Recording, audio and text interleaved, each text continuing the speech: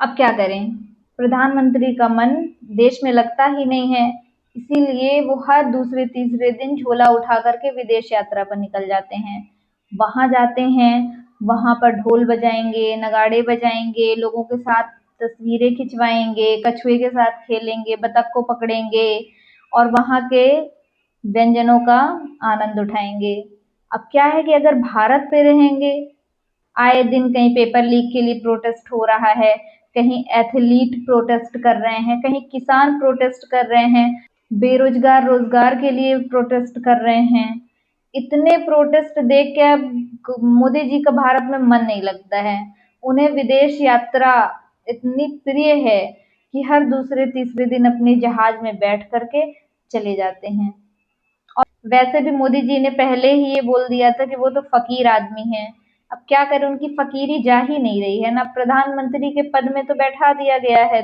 देश की जनता ने मोदी जी को और उनके जुमले, उनके किए हुए झूठे वादों को इतना ज्यादा पसंद किया कि देश ही सौंप दिया उनके हाथों में। और मोदी जी ठहरे फकीर आदमी।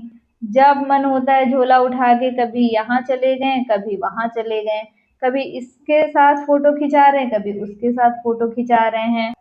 मोदी जी तो प्रधानमंत्री होते हुए सारी मौज काटे ले रहे हैं। भले देश की जनता भूखों मर रही है, बेरोजगारी से जूझ रही है, कहीं पानी नहीं है, कहीं खाना नहीं है, पर मोदी जी को कोई फर्क नहीं पड़ता है। काम करने की तो ना मोदी जी को आदत है, ना तो उनके मंत्रिमंडल को आदत है। ना वो खुद काम करते हैं और ना तो अपने मंत्रिमंडल से काम करवाते हैं। काम की तो देखो आदत है नहीं मोदी जी को शुरू से ही।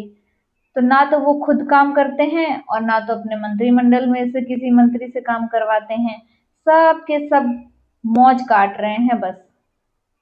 और झूठ बोलने में तो मोदी जी इतने माहिर हैं कि देश की जनता उन्हें 15 सालों में पकड़ ही नहीं पाई।